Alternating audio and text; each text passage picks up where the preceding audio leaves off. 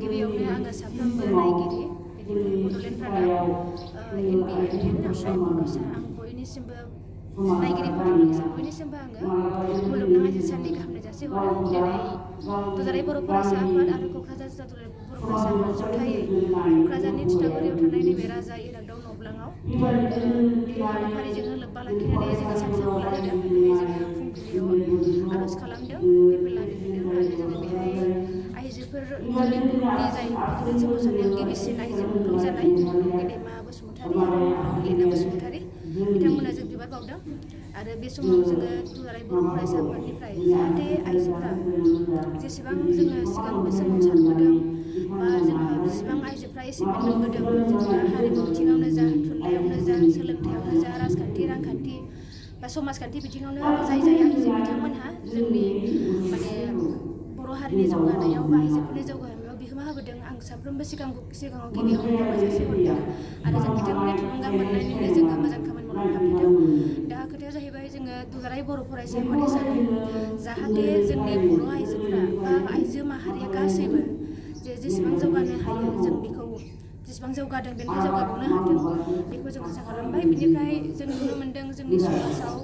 जोंनि थासारियाव मालाबा जों नुनो मोनो फ्राय जाबोबाय थादों जे आइजोफोरनि सायाव जिनाहारि जानाय बा आइजोखौ लांखारनाय बा हेरेसमेन्ट माने बिदि खालामनाय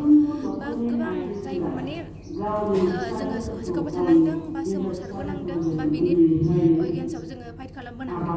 दा जोङो बेखौ नायोब्ला जोङो बेखौनो होननो सानदों जे जोंनि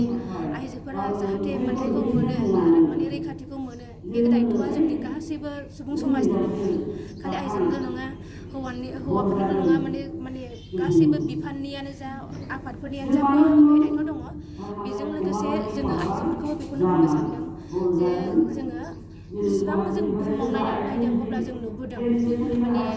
गासिबो मोन्थायखौनो जोङो माने सोरबा मालाबाबो जोंनो जालासिनो होबोफेरा। ओंखायनो जोंनि आइजोफ्रा आं आइजोसो होननानै हिनजावसो होननानै दलद थायालासिनो लाजिनानै थायालासिनो जे आइजो सासेयानो जुदि दिनै हादरनि राष्ट्रपति जानो हादोंबा प्रेसिडेन्ट जानो हादोंबा प्राइम मिनिस्टार जानो हादोंबा बे गोहोआ जोंबो हिनजाव हिसाबै जों मोननांगौ थारैनो। ओंखायनो जोंनाव माबाफोर गाज्रि जाफ्लांदोंबा जोंनि बेरेखायै जोंनि सायाव अयथासार जादोंब्ला जों बेखौ बुंनानै लानांगोन, बेनि फारसे जों हस्रिखावनांगोन, होमबासो जोङो जोंनि जास्टिसखौ जोङो थार बिजिरनायखौ जों मोननो हागोन। बेजों लोगोसे जोंनि मोन्थायखौ मोननो थाखाय जों साफ्रोमबो आइजोफ्रा जागा जानांगोन आरो बेनि थाखाय जोङो सोलोंथाइ लानांगोन।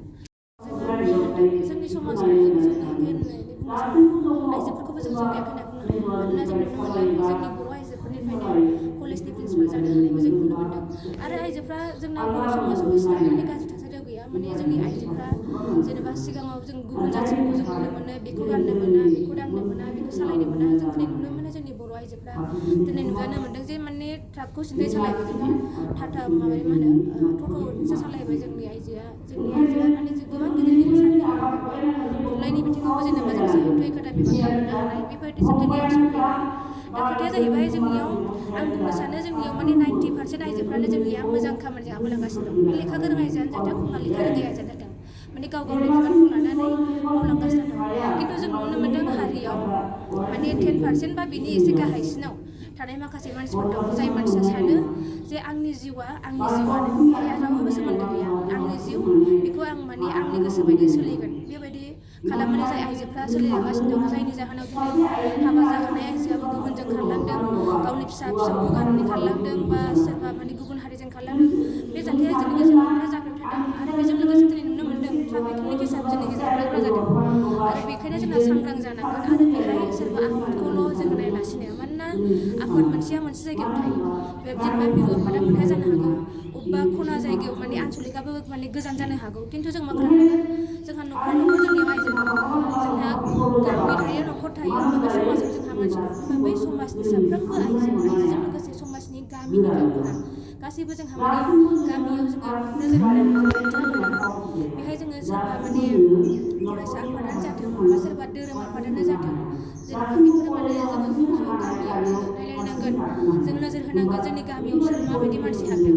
गस्ला गुफुर गानना फैदों ना गस्ला गोसोम गानना फैदों, जोंनि सोरनिबा बिहामजोआ हय माबायदि आखल दिन्थिदों, जों बेखौबो नायनांगोन। आरो जोंहा बयहाबो दायथ' दङ जे जों आंनि लाइफआ आंनि जिउआ आंनि नङा होननानै जायफ्रा सानो बिदि साननायखौ जों गारनांगोन। आरो जोंहा दिनै गोबां मानसियानो आइजो आइजोफोरनि मोनथायनि थाखाय जोंनि हारिनि थाखाय दावगागासिनो दङ आरो दिनै सोमावसारबोनो गोनां जागासिनो दं बा जौगासारनायखौ माबायदि जौगासारहोनो बेखौ माखासे बिथिंनि मानसिया मावगासिनो दं खिन्थु माखासे मानसिया बोख्लायै नाजाबाय थानाया बेयो बिराद गाज्रि खोथा जों बेखौ नागारनांगोन आरो जोङो बिथांमोनखौ सांग्रां जानांगोन आरो बेहाय बयबो माने आंनि नङा नोंल' नङा जायनो नुसनदों बेनो खामानि मावनांगोन हारिनि माहारि बादखौ लानानै जोंनि आइजोफ्रा सांग्रां जानांगोन माने जौगाखांनांगन आरो माने बेहाय आंहा बेहाय रावजोंबो सोमोन्दो गैया बेखौ सानालासिनो आंजों लोगोसे आंनि सासे गाज्रि मावनायावनो आंनि न'खरजों आंनि गामिजों समाजजों आंनि हारिजों आइजो माहारिनि बयनिबो जे गाज्रि जागासिनो दङ बेखौ जाहाथे बयबो आइजोआ सानो बेखौ उदांस्रि मोननायनि नामाव जे आं उदां जाबाय आंहा रावजोंबो माने हारियावबो मान मर्यादा थालांगिरथा बेखौ सानालासिनो आंनि गोसो बायदि थांनानै थानाय बेखौ जोंनि आइजोफ्रा माने एसे साननांगौ दिनै थारैनो नंगौ जोंनि गेजेराव आइजो गोबां आफादफोर दङ आफादफोर जोंनियाव दङ आरो दिनै दुलाराय बर' फरायसा आफादानो जा बर' थुनलाइ आफादानो जा माने गिदिर गिदिर सिनस्रि आफादफ्रावबो दिनै आइजोफ्रा दङ खिन्थु नुनो मोन्दों जोंनि आइजोफ्रा बेहाय माने गोबाङानो माने न'खरनि प्रेसार ओंखारनो हागौ जे माने आरो गोबां जेनेबा फरायसाफोरनिफ्रायसो फैयो बे लिडारशिप जानायनि खोथाया होमबा फरायसाफोरा दिनै जोङो फरायसाफोरनिफ्रायनो माने बेहाय आवगायबोनांगोन आरो मानोना जोङो फरायसा समनिफ्रायनो आवगायबोनाय सोलोंबोनानै लायोब्लासो जोंनियाव लिडारशिप प्रेजेन्ट खालामनायाव मोजां फैगोन नङाब्ला जुदि सासे आइजोआ लिडार नांगौ होननानै बेना जुदि मोजां इनफरमेसन